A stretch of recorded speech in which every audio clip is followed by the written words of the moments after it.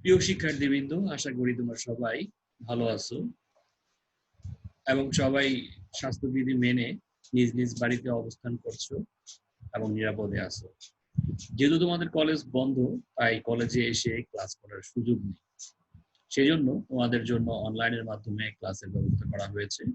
তোমরা জানো, শিক্ষা মন্ত্রণালয় এবং শিক্ষা অধিদপ্তরের আদেশে সরকারি হরেঙ্গ কলেজের অধ্যক্ষ প্রফেসর মোহাম্মদ আব্দুল হাই তালুকদার স্যারের নির্দেশে এবং উপাধ্যক্ষ প্রফেসর নাসিম আহমেদ স্যারের তত্ত্বাবধানে ব্যবস্থাপনা বিভাগের বিভাগীয় প্রধান জনাব শান্তিদা খাতুন স্যারের নেতৃত্বে ব্যবস্থাপনা বিভাগের অনলাইন ক্লাসগুলো পরিচালিত হচ্ছে। তোমরা যদি ধারাবাহিকভাবে ক্লাসগুলো দেখো, তাহলে ক্লাস না হওয়ার যে ঘাটতি তা কিছুটা হলেও তা পুষিয়ে নেওয়া সম্ভব হবে। ইতিমধ্যে আমাদের অনেকগুলো ক্লাস অনলাইনে নেওয়া হয়েছে। আজ আমার 50তম অনলাইন ক্লাস। 50তম অনলাইন ক্লাসে সবাইকে স্বাগত জানাচ্ছি এবং স্বাস্থ্যবিধি মেনে সবাইকে আমন্ত্রণ জানাচ্ছি আজকের এই ক্লাসটি উপভোগ করার জন্য। আজকে মূলত অনার্স চতুর্থ বর্ষ ব্যবস্থাপনা বিভাগের বিনিয়োগ ব্যবস্থাপনা এই কোর্স নিয়ে আমরা আলোচনা করব। ইতিমধ্যে ব্যবস্থাপনা বিভাগের চতুর্থ বর্ষের অনেকগুলো কোর্সের ক্লাস হয়েছে। বিনিয়োগ ব্যবস্থাপনা এই কোর্সেরও ক্লাস হয়েছে এবং আমি গত ক্লাসে বিনিয়োগ ব্যবস্থাপনার মধ্যমেয়াদী অর্থসংস্থানের প্রথম একটি লেকচার নিয়েছি। তার ধারাবাহিকতায় আজ হচ্ছে তার দ্বিতীয় লেকচার।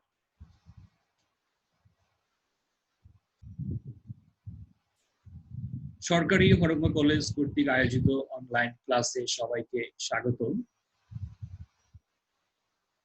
আর আজকের এই ক্লাসটি উপস্থাপন করব আমি Mohammad Mamunur Rashid, lecturer management, government Harenga college, Munshiganj. আমাদের আজকের আলোচনার মূল বিষয় বিনিয়োগ ব্যবস্থাপনা যেই কোর্স রয়েছে সেই কোর্সের দ্বিতীয় অধ্যায়ের বাকি অংশ নিয়ে আলোচনা করব। ইজারা বনাম ঋণ অর্থসংস্থান। ইজারা বলতে সবচেয়ে বেশি আমরা যেই সময় শুনে থাকি সেটি হচ্ছে কুরবানি ঈদের সময় হাট ইজারা নেওয়া হয়েছে বা হাট ইজারা দেওয়া হয়েছে। এছাড়া ঘাট ইজারা দেওয়া হয়। ইজারার বিষয়টা তখন আমরা সবচেয়ে বেশি শুনে থাকি। তাহলে ইজারা বলতে কি বোঝায়? যেমন আমরা একটা চিত্র দেখতে পাচ্ছি, এই যে একটা বাড়ি, এই বাড়িটি আমি ক্রয় করে ব্যবহার করতে পারি, আবার এটি ক্রয় না করেও ব্যবহার করা যেতে পারে। সেটি কিভাবে? সেটি হচ্ছে ভাড়া নিয়ে আমি এটি ব্যবহার করতে পারি। যদি আমি এটি ক্রয় করি তাহলে এককালীন আমাকে অনেকগুলো টাকা ব্যয় করতে হবে এই সম্পত্তি অর্জন করার জন্য। আর আরেকটি হচ্ছে আমি এই সম্পত্তি পুরোপুরি অর্জন করব না, কিন্তু ব্যবহার করব। তার বিপরীতে আমাকে ভাড়া দিতে হবে। কোন স্থায়ী সম্পদ ক্রয় না করেও ভাড়া নিয়ে ব্যবহার করা যায়। ক্রয়ের এই বিকল্প পদ্ধতি হচ্ছে ইজারা গ্রহণ।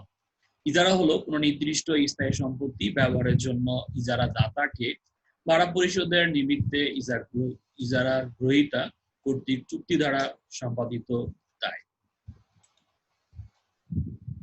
অন্যভাবে বলা যায়, ইজারা হলো একটি লিখিত চুক্তি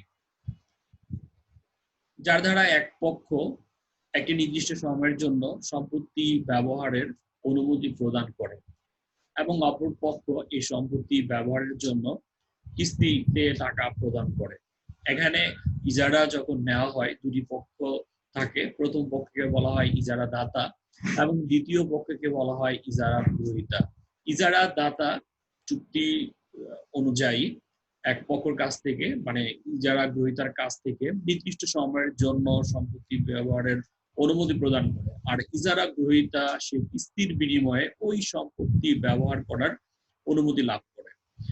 তাহলে এখানে ইজারার সাথে দুটি পক্ষ জড়িত, একটি হচ্ছে ইজারা দাতা যেটি প্রথম পক্ষ, আরেকটি হলো ইজারা গ্রহীতা। যেমন আমরা যদি চিত্রটি খেয়াল করি, এই যে সম্পত্তি, যেমন এই গাড়িটি ইজারা দাতা ইজারা দিচ্ছে ইজারা গ্রহীতাকে, আর ইজারা গ্রহীতা একটি নির্দিষ্ট পরিমাণ টাকার বিনিময়ে নির্দিষ্ট সময়ের জন্য এই গাড়িটি ব্যবহার করার অনুমতি লাভ করবে। এটাই হচ্ছে ইজারার মূল কথা। এই অধ্যায়ের আরো যে প্রশ্নগুলো পরীক্ষায় এসে থাকে তার মধ্যে ইজারা এবং ক্রয়ের মধ্যে পার্থক্য। ইজারা বলতে যেটি বোঝায় সেটি হচ্ছে নির্দিষ্ট কিস্তির বিনিময়ে নির্দিষ্ট ভাড়া দিয়ে নির্দিষ্ট সময়ের জন্য সম্পত্তি ব্যবহার অনুমতি লাভ, সেটা হচ্ছে ইজারা। আর ক্রয় হচ্ছে এককালীন অর্থের বিনিময়ে সেই সম্পত্তি ভোগ করা, সেটি হচ্ছে ক্রয়। ক্রয় এবং ইজারার মধ্যে আরেকটি পার্থক্য হলো ইজারা মূলত কিস্তিতে পরিশোধ করা হয়, আর ক্রয় কিন্তু এককালীন পরিশোধ করতে হয়। ইজারা এবং ক্রয়ের মধ্যে আরো পার্থক্য যদি আমি নির্ণয় করতে চাই, তাহলে সহজভাবে যদি বলি, সেটা হচ্ছে ইজারাকৃত যেই সম্পদ সেটি কিন্তু বিক্রি করা যায় না, কিন্তু ক্রয়ের মাধ্যমে যে সম্পদ অর্জন করা হয় সেই সম্পদ সে আবার তার ব্যক্তিগত প্রয়োজনে বা যে কোনো প্রয়োজনে হোক সে কিন্তু পুনরায় বিক্রি করতে পারে। তার মানে হচ্ছে ইজারা গ্রহীতা ইজারা নিয়ে সেটি শুধু ব্যবহার করার অনুমতি লাভ করে, আর ক্রয়ে সে ব্যবহার করতে পারবে এবং তার প্রয়োজনে সে আবার করতে পারবে, বিক্রি করতে পারবে। এই অধ্যায়ের আরেকটি থিওরি প্রশ্ন এসে থাকে পার্ট বি-তে, সেটি হচ্ছে পরিচালন ইজারা এবং আর্থিক ইজারার মধ্যে পার্থক্য। পরিচালন ইজারা বলতে বোঝায় স্বল্পমেয়াদী বাতিলযোগ্য চুক্তিকে পরিচালন ইজারা বলে, আর দীর্ঘমেয়াদী অবাতিলযোগ্য ইজারাকে বলা হয় আর্থিক ইজারা। এই পার্থক্যগুলো মূলত পার্ট বি প্রশ্নে এসে থাকে। পার্ট সি-তে যে প্রশ্নগুলো এসে থাকে সেই প্রশ্নটা আমরা একটি গাণিতিক সমস্যা নিয়ে আলোচনা করব এবং সেটি সমাধান দেখার চেষ্টা করব। তো একটি প্রবলেম দেখি। Mr. Byron is thinking of acquiring an equipment costing টাকা 15,000 and he has the choice of borrowing টাকা 15,000 at 15% to be repaid in 5 equal installments end of each year. The depreciation is charged on state line method and tax rate is 40%. Which alternative is better for Mr. Byron? এই অধ্যায়ে দুটি alternative আমরা অঙ্কটি বের করব। কি বের করতে হবে সেটা হচ্ছে ক্যালকুলেশন অফ পিবি বের করতে হবে। প্রথমে আমরা বের করব হচ্ছে বাইং অ্যান্ড ব্রোয়িং অল্টারনেটিভে মিস্টার বাইরনের কত টাকা প্রেজেন্ট ভ্যালু হবে সেটা। একইভাবে আমরা লিজ অল্টারনেটিভ ব্যবহার করে তার ক্যালকুলেশন অফ প্রেজেন্ট ভ্যালুটা নির্ণয় করব। তাহলে প্রশ্নটা প্রথমে আমাদেরকে ভালোভাবে বুঝতে হবে, তারপর আমরা এটা সমাধান করব। খেয়াল করি, mister Byron is thinking of acquiring an equipment costing 15,000। Mister Byron একটি সম্পত্তি অর্জন করতে যাচ্ছে যেই সম্পত্তিটির মূল্য হচ্ছে 15,000 টাকা। and he has the choice of borrowing টাকা 15,000। সে কি করতে পারবে, তার চয়েস রয়েছে একটি borrowing করতে পারবে 15,000 টাকা দিয়ে at 15% to be repaid in 5 equal installment, মানে 15% ইন্টারেস্ট রেটে সে 15,000 টাকা ধার করতে পারবে, যেটি আবার কি করতে হবে, টু বি রিপেইড পুনরায় পরিশোধ করতে হবে ইন 5 ইকুয়াল ইনস্টলমেন্ট, 5টি সমান ইনস্টলমেন্ট বা কিস্তিতে পরিশোধ করতে হবে এন্ড অফ ইচ ইয়ার, অর্থাৎ প্রতি বছর শেষে 5টি সমান কিস্তিতে এই যে 15,000 টাকা 15% ইন্টারেস্টে ধার করলো সেটি পরিশোধ করতে হবে। The depreciation is charge on state line method, অবচয় ধার্য করতে হবে, এবং অবচয় ধার্য যে পদ্ধতি সেটি হচ্ছে সরলরৈখিক পদ্ধতি, অর্থাৎ সরলরৈখিক পদ্ধতিতে অবচয় ধার্য করতে হবে। এন্ড ট্যাক্স রেট ইজ 40%, এবং ট্যাক্সের করের হার হচ্ছে 40%।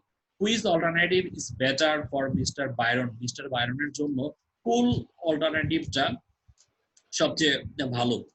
তো কোন অল্টারনেটিভ? এখানে দুটি অল্টারনেটিভ, একটি হচ্ছে ব্রোয়িং এন্ড বাইং অল্টারনেটিভ, আর একটি হচ্ছে লিজ অল্টারনেটিভ।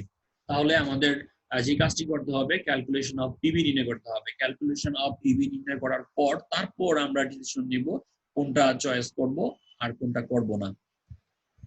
এবার একটু খেয়াল করি, বাইং এন্ড ব্রোয়িং অল্টারনেটিভের ক্ষেত্রে আমাদের ক্যালকুলেশন অফ পিবি নির্ণয় করার জন্য যেটি করতে হবে সেটি হচ্ছে একটি সক নির্ণয় করতে হবে। সেই সকের মধ্যে 9টি কলাম থাকবে। প্রথম যে কলাম সেটি হচ্ছে ইয়ার, দ্বিতীয় কলাম হচ্ছে ইনস্টলমেন্ট, তৃতীয় কলাম হচ্ছে ইন্টারেস্ট, চতুর্থ কলাম হচ্ছে ডেপ্রিসিয়েশন, পঞ্চম কলাম মূলত এই ইন্টারেস্ট এবং ডেপ্রিসিয়েশন, অর্থাৎ 3 নম্বর কলাম এবং 4 নম্বর কলামের যোগফল। 3 নম্বর কলাম হচ্ছে ইন্টারেস্ট, 4 নম্বর কলাম হচ্ছে ডেপ্রিসিয়েশন। এই দুটির যোগফল হচ্ছে আমাদের ট্যাক্সেবল এক্সপেন্স। এরপর হচ্ছে ট্যাক্স সেভিং, যেহেতু এই প্রশ্নে আমাদের 40% ট্যাক্স সেভিংস বলা হয়েছে, এই ট্যাক্সেবল এক্সপেন্সে যে অ্যামাউন্টটা হবে সেই অ্যামাউন্টের উপর 40% ট্যাক্স সেভিং করতে হবে। তারপর এনসিও নির্ণয় করতে হবে, সেটি কিভাবে, এই ইনস্টলমেন্ট থেকে ট্যাক্স সেভিংস এর যে অ্যামাউন্টটি বের হবে সেই অ্যামাউন্টটি বাদ দিতে হবে। ইনস্টলমেন্ট থেকে ট্যাক্স সেভিং বাদ দিলে আমরা এনসিও পাবো। তারপর হচ্ছে পিপি ফ্যাক্টর নির্ণয় করতে হবে। এরপর আমরা এনসিও কে পিপি ফ্যাক্টর দিয়ে গুণ করে পিবি অফ এনসিও নির্ণয় করব। তাহলে আমাদের এই ক্যালকুলেশন অফ পিভি নির্ণয় করার জন্য যেই ধাপগুলো পর্যায়ক্রমে করতে হবে তার মধ্যে প্রথম যেই ধাপ সেটি হচ্ছে ইনস্টলমেন্ট। আমাদের প্রথমে ইনস্টলমেন্ট নির্ণয় করতে হবে। এই ইনস্টলমেন্টের আমরা যে দেখতে পাচ্ছি দ্বিতীয় কলামে ইনস্টলমেন্ট রয়েছে, তাহলে ইনস্টলমেন্ট নির্ণয় করতে হবে। দেন হচ্ছে ইন্টারেস্ট নির্ণয় করতে হবে। এই জন্য ইন্টারেস্টের জন্য লোন রিপেমেন্ট শিডিউল তৈরি করতে হবে। তারপর হচ্ছে ডেপ্রিসিয়েশন নির্ণয় করব। ডেপ্রিসিয়েশন নির্ণয় করার জন্য যে পদ্ধতি প্রয়োগ করতে হবে সেটি হচ্ছে সরলরৈখিক পদ্ধতি, কারণ প্রশ্নে এই সরলরৈখিক পদ্ধতির কথা উল্লেখ রয়েছে। তারপর 4 নম্বর হচ্ছে ডিসকাউন্ট ফ্যাক্টর। এই যে আমাদের 8 নম্বর কলামে আমরা দেখতে পাচ্ছি PV factor at the rate of 9%। এই যে পিভি ফ্যাক্টরটা নির্ণয় করা হলো সেটি ডিসকাউন্ট ফ্যাক্টর। এই স্টেপে এসে আমরা সূত্র প্রয়োগ করে, সেই সূত্র হচ্ছে KD into 1 minus tax rate, সেই সূত্র প্রয়োগ করে ডিসকাউন্ট ফ্যাক্টরটা নির্ণয় করব। তারপর এই ক্যালকুলেশন অফ পিভি, মূলত ক্যালকুলেশন অফ পিভি নির্ণয় করার জন্য আমাদের instalment, interest, depreciation, discount factor এগুলো বের করতে হবে। তারপর এই সক যেটি দেখলাম সেই সকের মধ্যে ইনস্টলমেন্টের টাকা লিখবো, ইন্টারেস্ট কলামে ইন্টারেস্টের পরিমাণ লিখবো, ডেপ্রিসিয়েশন এসে ডেপ্রিসিয়েশনের টাকা লিখবো। তারপর ইন্টারেস্ট আর ডেপ্রিসিয়েশন যোগ করে টোটাল ট্যাক্সেবল এক্সপেন্স বের করব। টোটাল ট্যাক্সেবল এক্সপেন্সের উপর ট্যাক্স শেলড বা সেভিং যেটা রয়েছে প্রশ্ন অনুযায়ী সেটা আমরা নির্ণয় করব। তারপর এই ট্যাক্স সেভিংটা আমরা ইনস্টলমেন্ট থেকে বাদ দিয়ে এনসিও নির্ণয় করব। এরপর এনসিওর সাথে এই যে আমাদের 4 নাম্বার যে স্ট্যাপ ডিসকাউন্ট ফ্যাক্টর, সেই ডিসকাউন্ট ফ্যাক্টরে যে মানটি হবে সেই মানটি আমরা এখানে লিখবো। তারপর এনসিওর সাথে পিভি ফ্যাক্টর গুণ করে পিভি অফ এনসিও নির্ণয় করব। এখন আমাদের প্রথম যে কাজটি করতে হবে সেটি হচ্ছে ইনস্টলমেন্ট বের করার যে সূত্র সেটা আমরা একটু খেয়াল করি। পিবিএ ইকুয়াল টু হচ্ছে এ ইনটু পিবিএফএ আই কমা এন। এখানে আমাদের পিবিএ প্রেজেন্ট ভ্যালু অর্থাৎ ঋণ করা হয়েছিল, সেই ঋণের মূল্যটি হচ্ছে 15,000 টাকা। তারপর হচ্ছে এ তো আমরা নির্ণয় করব, আর প্রেজেন্ট ভ্যালু ফ্যাক্টর এনইউটির মধ্যে আই মানে হচ্ছে রেট অফ ইন্টারেস্ট।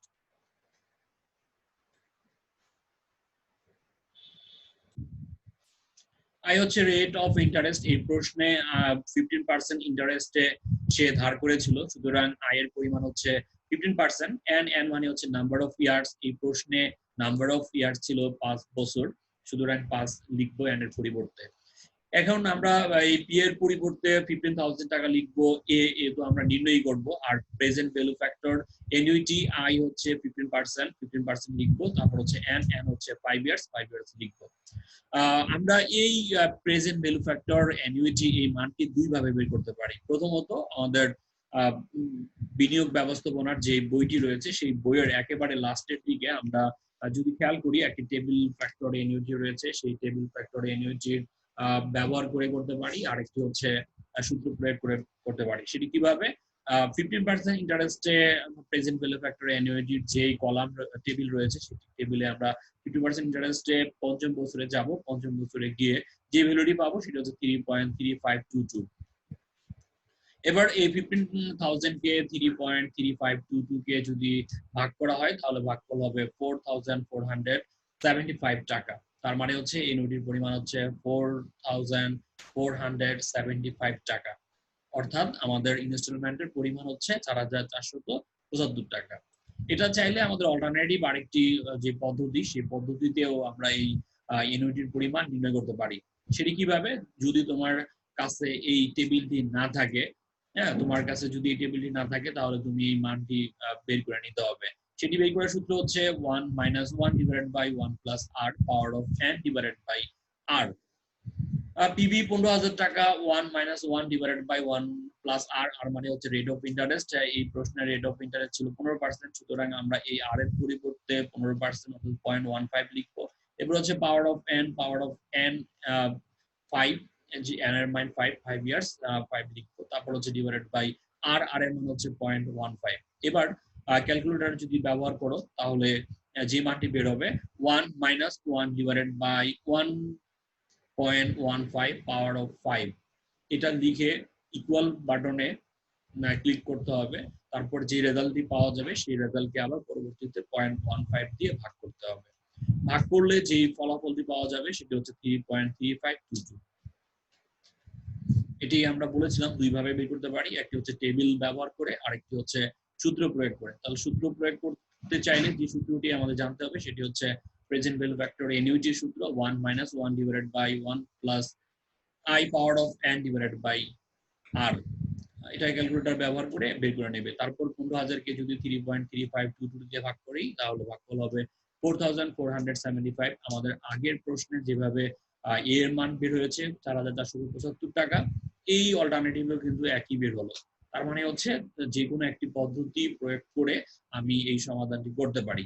তবে দুটি পদ্ধতি কিন্তু খাতায় লিখতে হবে না, তোমরা যেটা বুঝতে সহজ হয় সেই পদ্ধতিটা প্রয়োগ করেই করতে পারো। এরপর হচ্ছে আমাদের স্টেপ 2। স্টেপ 2 তে আমাদের মূলত ইন্টারেস্ট নির্ণয় করার জন্য লোন রিপেমেন্ট শিডিউলটা তৈরি করতে হবে। সেটি কিভাবে? ইয়ার, তারপর হচ্ছে বিগিনিং ব্রোয়িং, এরপর হচ্ছে ইনস্টলমেন্ট, তারপর হচ্ছে ইন্টারেস্ট, তারপর হচ্ছে পিবি প্রিন্সিপাল পেমেন্ট, এরপর হচ্ছে ইবি ইন্ডিং ব্রোয়িং।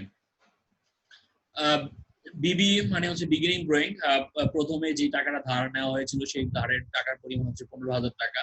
আর ইনস্টলমেন্ট 5 ইকুয়াল ইনস্টলমেন্টে পরিশোধ করা হয়, তাহলে ইনস্টলমেন্টের পরিমাণ ছিল 4,475 টাকা। এটা প্রথম বছরে হবে, দ্বিতীয় বছরে হবে, তৃতীয় বছরে হবে, চতুর্থ বছরে হবে, পঞ্চম বছরে হবে। অর্থাৎ 5টি বছরে কিন্তু ইকুয়াল ইনস্টলমেন্ট আমরা এখানে লিখব। এখন 2 নম্বর ইন্টারেস্ট নির্ণয় করতে হবে। সেটা কিভাবে? 2 নম্বর কলামের উপর 15% ইন্টারেস্ট ধরতে হবে। অর্থাৎ বিগিনিং ব্রোয়িং 15,000 টাকা, এই 15,000 টাকার উপর যদি 15% ইন্টারেস্ট করা হয় তাহলে ইন্টারেস্টের পরিমাণ হবে 2,250 টাকা। এখন এই ইন্টারেস্টটা ইনস্টলমেন্ট থেকে বাদ দিয়ে প্রিন্সিপালটা নির্ণয় করতে হবে। তাহলে 4,475 থেকে যদি 2,250 টাকা মাইনাস করি, যে বিয়োগফলটি হবে সেটা হচ্ছে 2,275 টাকা। এই 2,275 টাকা প্রিন্সিপাল পেমেন্ট, এটা আমরা কি করব? বিগিনিং যে ব্রোয়িং রয়েছে সেই বিগিনিং ব্রোয়িং থেকে বাদ দিব। বিগিনিং ব্রোয়িং হচ্ছে 15,000 টাকা। 15,000 টাকা থেকে যদি 2,225 টাকা বাদ দেওয়া হয় তাহলে বিয়োগফল হবে 12,775 টাকা। আমাদের দ্বিতীয় যে রোটি রয়েছে সেই রোটি মূলত যেভাবে কলামগুলোর কাজ করা হচ্ছে, মানগুলো নির্ণয় করা হচ্ছে সেটা নির্দেশ করা হয়েছে। যেমন খেয়াল করি, first column, second column, third column, fourth column. Fourth column বলতে বোঝাচ্ছে 2 নম্বর কলাম। 2 নম্বর কলাম মানে হচ্ছে বিগিনিং ড্রয়িং এর কথা বলা হয়েছে, সেটার উপর 15% ইন্টারেস্ট ধরতে হবে। এরপর 5 নম্বর কলামের যে মানটি নির্ণয় করতে হবে যেভাবে, সেটা হচ্ছে 3 নম্বর কলামের যেই অ্যামাউন্ট থাকবে অর্থাৎ ইনস্টলমেন্ট থাকবে, সেই ইনস্টলমেন্ট থেকে আমরা ইন্টারেস্টটা বাদ দিয়ে প্রিন্সিপাল পেমেন্টটা নির্ণয় করব। আর 6 নম্বর কলামের কথা বলা হয়েছে 2 নম্বর অর্থাৎ বিগিনিং ড্রয়িং। বিগিনিং ড্রয়িং থেকে আমাদের এই 5 নম্বর কলামের যে অ্যামাউন্ট থাকবে প্রিন্সিপাল পেমেন্ট, সেটা বাদ দিয়ে আমাদের ইন্ডিং ড্রয়িং নির্ণয় করতে হবে। প্রথম বছরের ইন্ডিং ড্রয়িং, এটা দ্বিতীয় বছরের আবার বিগিনিং ড্রয়িং হবে। বিগিনিং ড্রয়িং এর উপর আবার ইন্টারেস্ট ধরতে হবে। ইন্টারেস্ট আবার ইনস্টলমেন্ট থেকে বাদ দিতে হবে, বাদ দিয়ে প্রিন্সিপাল পেমেন্ট নির্ণয় করতে হবে। প্রিন্সিপাল পেমেন্টটা আবার বিগিনিং ড্রয়িং থেকে বাদ দিয়ে ইন্ডিং ড্রয়িং করতে হবে। একইভাবে আমরা তৃতীয় বছর এবং চতুর্থ বছরের এই ইন্টারেস্ট গুলো বের করব। তবে পঞ্চম বছরে এসে আমাদের একটু ডিফারেন্স হয়তো করতে হবে, যেটা আমরা 2 নম্বর কলামের উপর 15% ইন্টারেস্ট তৈরি করেছিলাম, এই জায়গায় এসে কিন্তু সেভাবে করলে হবে না। এখানে কি করতে হবে? বিগিনিং ড্রয়িং এ যে টাকাটা থাকবে সেই টাকাটাই আমরা আবার প্রিন্সিপাল পেমেন্ট এই কলামে লিখে ফেলবো। তারপর এই ইনস্টলমেন্ট 4,475 থেকে প্রিন্সিপাল পেমেন্ট 3,889 টাকা মাইনাস করলে যেই বিয়োগফলটি বের হবে সেটি হচ্ছে ইন্টারেস্ট। এবং এই জায়গায় আমাদের অলওয়েজ কি হবে? নীল হবে। অর্থাৎ 5টি সমান কিস্তিতে টাকা পরিশোধ করে ফেলবো। 5টি কিস্তি দেওয়ার পর সে আমার কাছ থেকে আর কোনো টাকা পাবে না, লেনদেন কিন্তু নিষ্পত্তি হয়ে যাবে। আর যদি আমরা এই পঞ্চম বছরের উপর ইন্টারেস্ট ধরতাম তাহলে কিন্তু এখানে কিছু অবশিষ্ট অ্যামাউন্ট থেকে যেত, তাহলে 5 বছর পরেও কিন্তু তার সাথে আমার লেনদেনটা থেকে যাবে। কিন্তু আমাদের প্রশ্ন অনুযায়ী কিন্তু 5 বছর পর তার সাথে আমার আর কোনো লেনদেন থাকার কথা না। সেজন্য আমাদের কি করতে হবে? এই পঞ্চম বছরে এসে বিগিনিং ব্রোয়িং যে অ্যামাউন্টটা থাকবে ঠিক সেই অ্যামাউন্টে আমরা আবার প্রিন্সিপাল অ্যামাউন্ট এই কলামে লিখে ফেলবো। তারপর ইনস্টলমেন্ট থেকে এই প্রিন্সিপাল পেমেন্ট বাদ দিয়ে ইন্টারেস্টটা নির্ণয় করব। এরপর আমাদের এখানে ইন্ডিং ড্রয়িং নীল আসবে। এরপর হচ্ছে আমাদের স্টেপ 3 তে আমরা যেটা নির্ণয় করি সেটা হচ্ছে অ্যানুয়াল ডেপ্রিসিয়েশন স্টেপলাইন মেথড। এই প্রশ্নে আমাদের ডেপ্রিসিয়েশন ধার্যের যে পদ্ধতি ছিল সেটি হচ্ছে সরলরৈখিক পদ্ধতি। সুতরাং আমাদেরকে সরলরৈখিক পদ্ধতি ব্যবহার করে ডেপ্রিসিয়েশন নির্ণয় করতে হবে। সরলরৈখিক পদ্ধতিতে ডেপ্রিসিয়েশন নির্ণয় করার সূত্র হচ্ছে depreciation equal to cost minus salvage value divided by expected life. এই প্রশ্নে কস্ট অর্থাৎ সম্পত্তি যে ক্রয় করা হয়েছিল সেই সম্পত্তির মূল্য হচ্ছে 15,000 টাকা মাইনাস এসবি মানে হচ্ছে সেলভেজ ভ্যালু। প্রশ্নে সেলভেজ ভ্যালুর উল্লেখ ছিল না, সুতরাং সেলভেজ ভ্যালু হবে 0। আর এক্সপেক্টেড লাইফ ছিল হচ্ছে 5 বছর। এই প্রশ্নে বছরের কথা যেটি উল্লেখ ছিল সেটি হচ্ছে 5 ইয়ার্স। এবার এই 15,000 থেকে শূন্য মাইনাস করে সেটাকে আবার 5 দিয়ে ভাগ করলে ভাগফল হবে 3,000 টাকা। তার মানে হচ্ছে প্রতি বছর ডেপ্রিসিয়েশনের পরিমাণ হচ্ছে 3,000 টাকা। এরপর আমাদের 4 নাম্বার যে স্টেপ সেটি হচ্ছে ডিসকাউন্ট রেট বা ডিসকাউন্ট ফ্যাক্টর। ডিসকাউন্ট ফ্যাক্টর নির্ণয় করার সূত্র হচ্ছে কেডি ইনটু 1 মাইনাস টি। টি মানে হচ্ছে ট্যাক্স রেট। তো প্রশ্নে আমাদের ট্যাক্স রেট ছিল 40%, তার মানে হচ্ছে 80 এর পরিবর্তে আমরা 40% লিখব। আর কেডি মানে হচ্ছে rate of interest, cost of ডেপ্ট হচ্ছে 15%। সুতরাং আমরা এই কেডির পরিবর্তে 15% লিখব।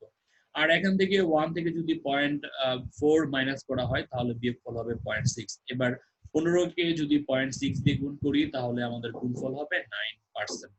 ডিসকাউন্ট ফ্যাক্টর কত পেলাম? ডিসকাউন্ট ফ্যাক্টর হচ্ছে 9%। এরপর হচ্ছে আমাদের প্রত্যাশিত যে ক্যালকুলেশন অফ পিবি নির্ণয় করার জন্য আমাদের এত কিছু করা হলো, সেই ক্যালকুলেশন অফ পিবিটা নির্ণয় করি। ক্যালকুলেশন অফ পিবি নির্ণয় করার জন্য আমাদের একটি স্টক কাটতে হবে। সেই স্টকের মধ্যে যে কলামগুলো হবে সেই প্রথম কলাম হচ্ছে ইয়ার, দ্বিতীয় কলাম হচ্ছে ইনস্টলমেন্ট, তৃতীয় কলাম হচ্ছে ইন্টারেস্ট, চতুর্থ কলাম হচ্ছে ডেপ্রিসিয়েশন, পঞ্চম কলাম হচ্ছে ট্যাক্সেবল এক্সপেন্সেস, ষষ্ঠ কলাম হচ্ছে ট্যাক্স সেভিং, সপ্তম কলাম হচ্ছে এনসিও, অষ্টম কলাম হচ্ছে পিবি ফ্যাক্টর, নবম কলাম হচ্ছে পিবি অফ এনসিও।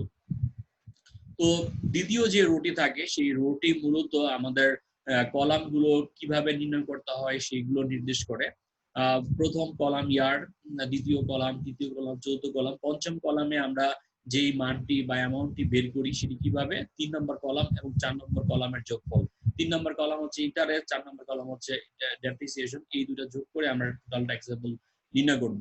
আবার এই 6 নম্বর কলাম কি করছি, এই 5 নম্বর কলামের উপর 40% ট্যাক্স সেভিং করছি। কেন 40%? কারণ প্রশ্নে আমাদের ট্যাক্স সেভিং এর উল্লেখ ছিল, ট্যাক্সের পরিমাণ ছিল হচ্ছে ট্যাক্স রেট 40%, সেই জন্য আমাদেরকে এখানে 40% লিখতে হবে। যদি 15% থাকতো তাহলে আমরা এখানে 50% লিখতাম, যদি 35% থাকতো তাহলে এখানে 35% লিখতাম।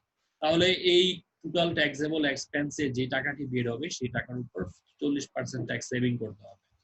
এরপর হচ্ছে এনসিওটা আমরা কিভাবে নির্ণয় করি? 2 নম্বর কলাম থেকে 6 নম্বর কলামের বিয়োগফল। 2 নম্বর কলাম বলতে বোঝাচ্ছি ইনস্টলমেন্ট থেকে ট্যাক্স সেভিংটা বাদ দিয়ে এনসিও আসবে। তারপর হচ্ছে পিবি ফ্যাক্টরের মানগুলো আমরা এখানে লিখবো। এই পিবি ফ্যাক্টরের মান আমরা চাইলে যেই বইয়ের শেষের দিকে যে টেবিল রয়েছে সেই টেবিল থেকে এই পিবি ফ্যাক্টরটা লিখতে পারি।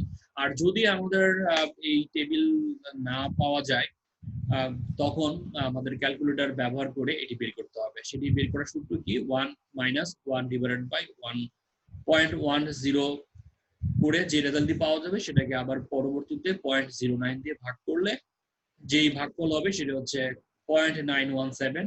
এইবার যদি ক্যালকুলেটরের সেকেন্ড বারের মতো যদি ইকুয়াল বাটনে ক্লিক করা হয় তাহলে দ্বিতীয় যে রেজাল্টটি বের হবে সেটা হচ্ছে 0.842। এবার যদি দ্বিতীয়বারের মতো ক্লিক করা হয় তাহলে 0.772 বের হবে। এরপর যদি চতুর্থবারের মতো ক্লিক করা হয় তাহলে যে রেজাল্টটি পাওয়া যাবে সেটি হচ্ছে 0.708। এবং পঞ্চম বারের মতো যদি ক্লিক করা হয় তাহলে যেই ভ্যালুটি পাওয়া যাবে সেটা হচ্ছে 0.650। আর এই এনসিওর সাথে পিবি ফ্যাক্টর দিয়ে গুণ করে আমরা পিবি অফ এনসিওটা নির্ণয় করব। তাহলে প্রথম ইনস্টলমেন্ট আমরা প্রথম বছর থেকে পঞ্চম বছর পর্যন্ত আমাদের 1 নম্বর যে স্টেপ ছিল ইনস্টলমেন্টে 4,475 টাকা পেয়েছিলাম, সেটি প্রথম বছর থেকে পঞ্চম বছর পর্যন্ত একেবারে লিখে ফেলবো। এরপর হচ্ছে আমাদের 2 নম্বর যে স্টেপ সেটা হচ্ছে লোন রিপেমেন্ট শিডিউল ছিল। সেই লোন রিপেমেন্ট শিডিউলে যে ইন্টারেস্টটা আমরা পেয়েছিলাম সেই ইন্টারেস্টটা এখানে লিখতে হবে। ইন্টারেস্ট ইন্টারেস্ট 2250, 1916, 1532, 1091 টাকা এবং 586 টাকা। তাহলে এই ইন্টারেস্ট যে কলাম থাকবে সেই ইন্টারেস্ট কলামে আমরা এই ইন্টারেস্টটা এখান থেকে লিখবো 2250, 1916, 1532, 1091 এবং 586। আর ডেপ্রিসিয়েশন যেটা আমরা 4 নাম্বার স্টেপে করেছিলাম, সরি 3 নাম্বার স্টেপে করেছিলাম, পার ইয়ার হচ্ছে 3000 টাকা ডেপ্রিসিয়েশন। সুতরাং প্রথম বছর, দ্বিতীয় বছর, তৃতীয় বছর, চতুর্থ বছর, পঞ্চম বছর পর্যন্ত প্রতি ইয়ার্ডে 3000 টাকা করে ডেপ্রিসিয়েশন লিখতে হয়। এরপর টোটাল ট্যাক্সেবল এক্সপেন্সে 2 নম্বর কলাম অর্থাৎ ইন্টারেস্ট 2250 এর সাথে 3000 টাকা যোগ করে পাওয়া যাবে 2550 টাকা। এই 2550 টাকার উপর 40% ট্যাক্স সেভিং করলে হবে 2100 টাকা। এই 2100 টাকা আমরা এবার ইনস্টলমেন্ট 4475 টাকা থেকে যদি 2100 টাকা মাইনাস করা হয় তাহলে বিয়োগফল হবে 2375 টাকা। এই 2375 এর সাথে 0.917 দিয়ে গুণ করতে হবে। গুণ করলে গুণফল হবে 2178 টাকা। একইভাবে দ্বিতীয় বছর, তৃতীয় বছর, চতুর্থ বছর, পঞ্চম বছরের প্রতিটি ইয়ারেরই আমরা পিভি অফ এনসিও নির্ণয় করব। 5টি ইয়ারের পিভি যদি যোগ করি, যোগ করলে মোট যেটি পাওয়া যাবে সেটা হচ্ছে total present value. Total present ভ্যালুর পরিমাণ কত? 10,333 টাকা। এটি হচ্ছে বাইং এন্ড ব্রোয়িং অল্টারনেটিভ অনুযায়ী। তাহলে প্রশ্নের আরেকটি অংশ সেটি হচ্ছে লিজ অল্টারনেটিভ। লিজ অল্টারনেটিভের ক্ষেত্রে আমাদের 5টি ইকুয়াল ইনস্টলমেন্ট দিতে হবে। তাহলে 15,000 কে যদি 5 দিয়ে ভাগ করা হয়, অ্যানুয়াল লিজ পেমেন্টের পরিমাণ হবে 3000 টাকা। এবার এই 3000 টাকার উপর 40% ট্যাক্স সেভিং করতে হবে। 3000 টাকার উপর 40% ট্যাক্স সেভিং করলে ট্যাক্স সেভিং পরিমাণ আসবে 1200 টাকা। 3000 টাকা থেকে 1200 টাকা মাইনাস করলে যে টাকাটি পাওয়া যাবে সেটা হচ্ছে 1800 টাকা।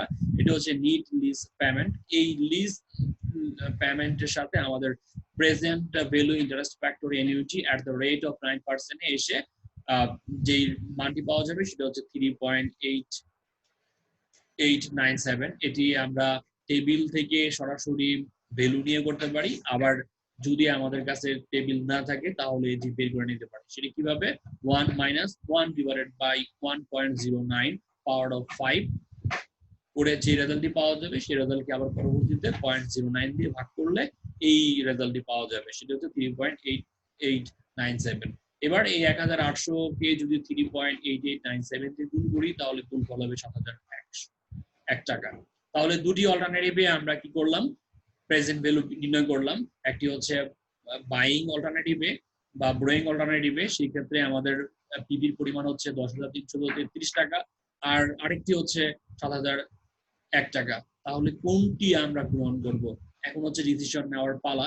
ডিসিশন নেওয়ার ক্ষেত্রে সবচেয়ে সহজ পদ্ধতি হচ্ছে মনে রাখার জন্য, সেটি হচ্ছে যেটি কম হবে আমরা সেটি গ্রহণ করব। যেমন আমরা যদি একই দামে একই কোয়ালিটি সম্পন্ন বাজার থেকে পণ্য কিনতে চাই তাহলে দেখতে হবে একই ব্র্যান্ডের একই দামে সবকিছু, কিন্তু যেটা দাম কম হবে সেটি আমরা কিনে থাকি। কেন? কারণ কম যদি পাওয়া যায় তাহলে আমি বেশি টাকা কেন খরচ করব।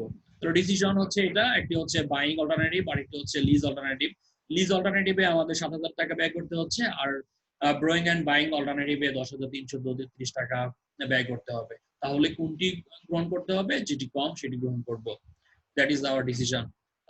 The leasing alternative should be selected. Leasing alternative টা আমরা সিলেক্ট করব because its PV of cash outflow is less than that of borrowing and buying alternative. কারণ এই লিজিং অল্টারনেটিভ এর cash flow PV of cash flow buying and borrowing alternative এর থেকে ছোট বিধায় এটি গ্রহণ করা হচ্ছে। এটি হচ্ছে ডিসিশন। তো আমাদের এই প্রশ্নে মূলত এটা পার্ট সিতে 10 নম্বরের জন্য এই কোশ্চেন গুলো এসে থাকে, এবং এই প্রশ্ন যদি পরীক্ষায় আসে তাহলে তোমরা এই প্রবলেমটা যদি ভালোভাবে শিখতে পারো তাহলে পরীক্ষায় অ্যান্সার করতে পারবে। এই প্রশ্নের সাথে মিল রেখে তোমাদেরকে আরেকটি হোমওয়ার্ক দিব, এই হোমওয়ার্কটি তোমরা বাসায় করবে। A company is thinking to purchase a machine for টাকা 12,500. The company can borrow টাকা 12,500 at an interest rate of 12% to be repaid in 5 equal installments, or it can take the machine for an annual lease payment of টাকা 3,000. Under Income Tax Act, state line basis of depreciation is allowed. The company pay tax at the rate of 40%. Which alternative should the company accept? কোম্পানির কোন অল্টারনেটিভটা গ্রহণ করা উচিত? তাহলে আগের সমস্যাটা যদি তোমরা ভালোভাবে বুঝতে পারো তাহলে এই হোমওয়ার্কটি তোমরা খুব সহজেই বাসায় করতে পারবে। তো আগের প্রবলেমের সাথে একটু যেই সব জায়গায় মিল ছিল এবং অমিল কোন কোন জায়গায় সেটা একটু আলোচনা করে দিই যাতে তোমরা আরো সহজে বাসায় করতে পারো। মেশিন পারচেজ করেছিল আগে যেই কম্পিউটার ক্রয় করেছিল 15,000 টাকা, এখন হচ্ছে 12,500 টাকা। তো যে জায়গায় 15,000 টাকা ছিল সেই জায়গায় তোমরা 12,500 টাকা লিখবে, এক নম্বর। দুই নম্বর কথা হচ্ছে এখানে রেট অফ ইন্টারেস্ট আগে ছিল 15%, এখন হচ্ছে 12%। আগে 15% লিখে থাকলে সেই 15% পরিবর্তে তোমরা এখন 12% লিখবে। 5 ইকুয়াল ইনস্টলমেন্ট, এটাও 5টি সমান ইনস্টলমেন্ট দিয়ে পরিশোধ করা হয় এবং লিজের পরিমাণ হচ্ছে 3,000 টাকা করে। স্টেট লাইন ডেপ্রিসিয়েশন ধরতে হবে স্টেট লাইন মেথডে, এটাও স্টেট লাইন মেথড পদ্ধতিতে প্রয়োগ করে অবশ্যই ধার্য করা হয়েছে, আগেরটার সাথে মিল রয়েছে। আর কোম্পানির যে ট্যাক্স রেট সেই ট্যাক্স রেটের আগের প্রবলেমও 40% ছিল, এখনো 40% ছিল। তাহলে তোমরা এটি দুটি অল্টারনেটিভে করবে, প্রথমটি হচ্ছে ব্রোয়িং এন্ড বাইং অল্টারনেটিভ এবং দ্বিতীয়টি হচ্ছে লিজিং অল্টারনেটিভ। তারপর এই দুটি অল্টারনেটিভের মধ্যে যেটি কম হবে সেটি আমরা গ্রহণ করব। এটাই হচ্ছে ডিসিশনের কথা।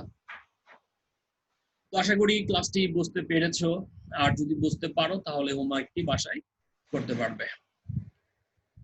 ধন্যবাদ সবাইকে শুরু থেকে শেষ পর্যন্ত ক্লাসটি দেখার জন্য। আশা করি তোমরা পরবর্তী ক্লাসে আমাদের সাথে যুক্ত হবে। আর এই ক্লাসটি যখন ফেসবুকে আপলোড দেওয়া হবে আর কোথাও যদি বুঝতে গিয়ে সমস্যা হয় তুমি কমেন্টস করে অথবা আমাদেরকে মেইল করে অথবা ফোন করেও জানাতে পারো তোমার প্রবলেমের কথা, আমরা চেষ্টা করবো সেই সমস্যাটি সমাধান করতে।